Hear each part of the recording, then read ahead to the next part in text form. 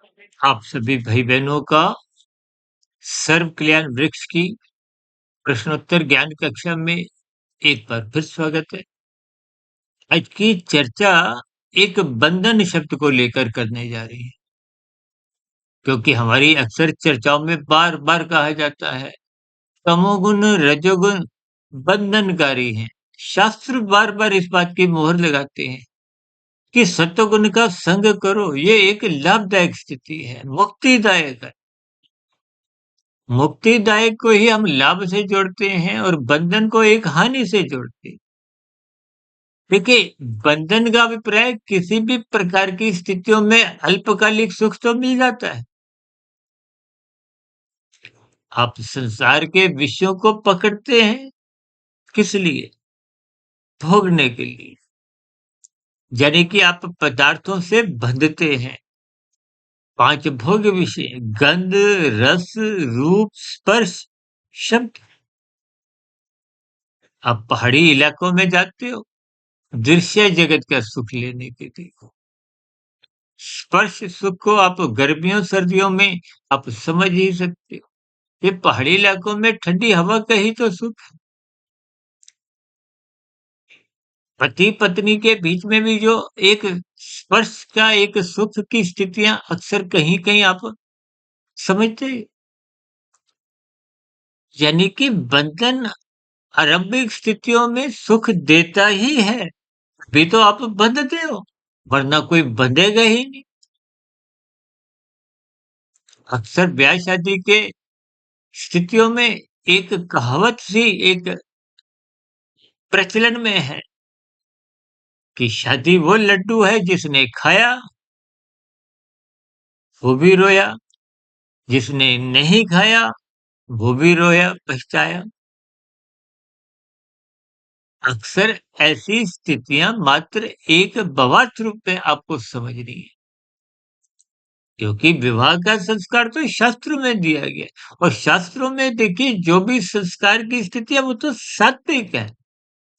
ये बंधनदायक स्थितियां भोग प्रेरित हैं। भोग से जब जब आप बंधते हो तो वो बंधन ही एक ना एक दिन कष्टदायी बंध जाता है। आप किसी भी भोग को लेने के लिए उससे जुड़ते हो, बंधते हो 1 घंटा, उसके बाद आप हटते हो, छोड़ते हो। यही स्थितियां तो छोड़ना पकड़ना की आपके हमारे जीवन में निरंतर बनती रहती है। जैसे पक्षी होता है ना, एक डाल पे बैठा, फिर उड़ा, फिर दूसरी डाल पे बैठा, फिर उड़ा, फिर किसी अन्य स्थिति में बैठा। यही तो आपके हमारे जीवन की स्थितियां हैं। आप एक भोग पकड़ा, दूसरा, फिर तीसरा, एक नया पकड़ने के लिए पुराने को आप छोड़ देते हो। ये स्थितियां बहुत ही साधारण सी दिखती हैं, लेकिन इनके अर्थ, भावार्थ समझने होते हैं। देखिए, आज के किसी उदाहरण द्वारा कोई किसी प्रकार की कोई शास्त्र विरुद्ध बात नहीं है कि क्योंकि शास्त्रों में ही विवाह का एक संस्कार विधिवत समझाया है। लेकिन सभी स्थितियों को जब आप राजसी स्तर पर एक लड्डू के समान समझते हो, भोग के समान समझते हो, तो निश्चित रूप से रजोगुण और सतोगुण की दूरी है। एक बार हमने वीडियो बनाई थी जनरेशन गैप के ऊपर। जनरेशन गैप का मतलब क्या है? पीढ़ी का अंतराल। कहते हैं ना, बाप बेटों में बनते नहीं है विचारों के स्तर पर।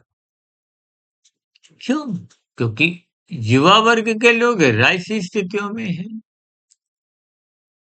प्रौढ़ अवस्था या वृद्धावस्था में आते आते आपकी हमारी सात्विक स्थिति बन जाती है। यानी कि बच्चे 10 पे स्थित हैं, माता पिता 100 पे स्थित हैं,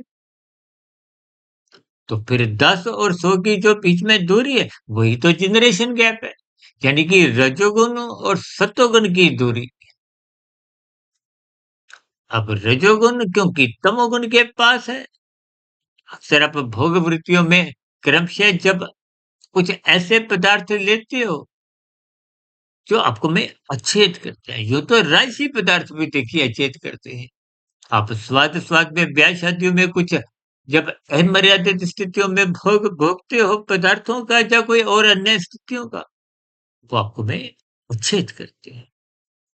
अच्छेद का अभिप्राय आरंभिक स्थितियाँ तो प्रमाद की होती हैं। आप ये समझो कि प्रमाद एक राजसी स्थिति है और आलस्य में या तमोगुण में गिरते हुए जब आप एक कहीं-कहीं कुछ आध्यात्मिक स्थितियों में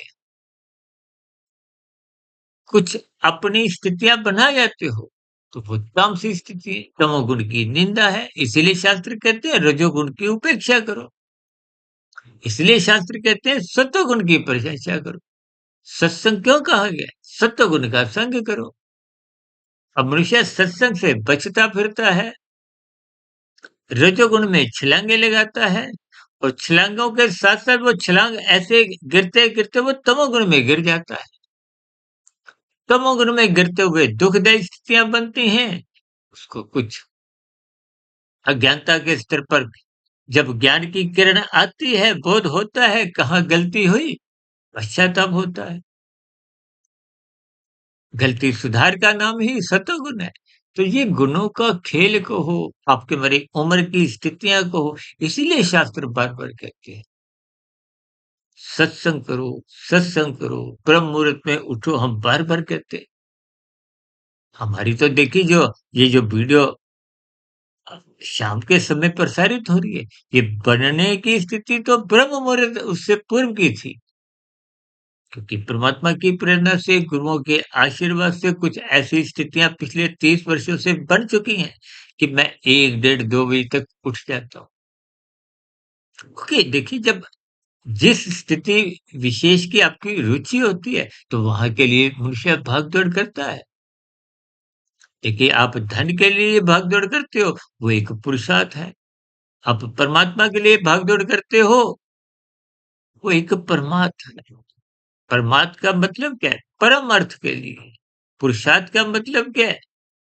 केवल संसारी सुखों की प्राप्ति के लिए। इन सभी स्थितियों को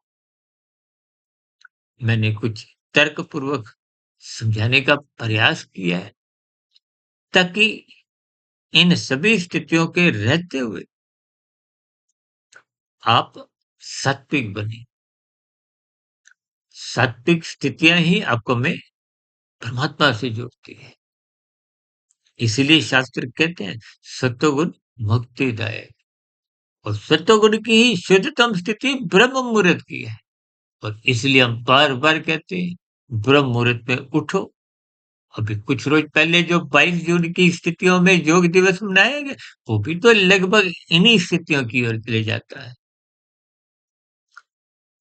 देखिए जब आप योग स्थूल शरीर के स्तर पर करते हो तो इसका अभिप्राय आप एक स्वास्थ्य से संबंधित अपने आप को एक रोग मुक्त रखना चाहते हो। अच्छी बात, क्योंकि शरीर भी तो आपका हमारा स्थूल शरीर एक यंत्र है, यात्रा के लिए एक साधन है। साधन में खराबी आएगी तो साधना करने में कठिनाइयाँ आएँगी। लेकिन ये आज कलयुग में योग दिवस की स्थितियाँ विशेष रूप से संसारी भोगों को भोगने के दृष्टिकोण से योग दिवस मनाने की अधिक स्थिति है, ताकि आप संसार को अधिक से अधिक भोग ताकि भोगने में स्थूल शरीर कहीं भी कोई स्थूल शरीर की इंद्रियाँ कहीं गिरावट ना ले ले। क्योंकि वृद्धावस्था आते-आते तो देखिए ये गिरावट तो एक प्रकृति का नियम। आपकी भोग्य इंद्रियाँ आँख, नाक, कान, जिह्वा, त्वचा ये सब स्थितियाँ तो कमज़ोर होती हैं। आँखें भी कमज़ोर हो जाती हैं। आजकल तो देखिए ये मोतियाबिंद के जो ऑपरेशन होते हैं सर्जरी, ये भी तो देखिए प्रकृति की सभी स्थितियों को आप जितना ज्ञानपूर्वक समझोगे, तो ये रजोगुण और तमोगुण इन बंधनों की स्थितियों को आप समझने लगोगे। आज की चर्चा में पुनः मैं कुछ उदाहरणों के प्रति एक स्पष्टीकरण देना पसंद करूँगा कि देखिए विवाह से संबंधित जो भी स्थितियाँ हैं, इसको सात्विक भाव से लीजिए। संसार को सात्विक दृष्टिकोण से एक संतुलन में लीजिए, एक अनुशासन में लीजिए। अनुशासन का तो मतलब ही ये है, किसी बड़े की आज्ञा में रहना, गुरु की आज्ञा में रहना, शास्त्र की अनुसार अपनी दिनचर्या व्यवस्थित रखना। अब ऋषि मनुष्यों का तो जीवन अस्त-व्यस्त होता है, जोश ही जोश होता है, होश होता ही नहीं। इन सभी स्थितियों पर आप वितर्कपूर्वक चिंतन करें, मनन करें, मेरी कोई कही गई बात पर आपको कोई बुरा लगा हो, तो उसके लिए हम क्षमा चाहते हैं। लेकिन इन सभी स्थितियों को आप क्रमबद्ध ज्ञानपूर्वक इन बंधन की स्थितियों को हानिकारक से और मुक्तिदायक स्थितियों को लाभदायक स्थितियों से जोड़ते हुए अपने जीवन में आध्यात्मिक उन्नति के दरवाजे खोलें। इन्हीं शुभकामनाओं के साथ चर्चा विशेष को यहीं विश्राम देते हैं। कल सुबह ब्रह्म मुहूर्त ज्ञान उपदेश कक्षा में, दिन में आध्यात्मिक ऑक्सीजन की लघु ज्ञान संदेश कक्षा में और समय-समय पे जो हमारी शॉर्ट्स की वीडियो आती है, उन सभी स्थितियों में फिर मुलाकात करेंगे किसी नए विषय के साथ। तब तक आप अपने आध्यात्मिक मित्र सुधीर भट्ट को इजाज़त दें। आपके मन में भी कोई प्रश्न हो, कोई सुझाव हो, कोई मेरी कही गई बातों पर कोई आपकी टिप्पणी हो, शिकायत हो, आपत्ति हो, इन सभी स्थितियों का नीचे दिए गए कमेंट्स बॉक्स पर सदा ही स्वागत है। चर्चा विशेष को सुनने के लिए आप सभी भाई-बहनों का बहुत-बहुत धन्यवाद।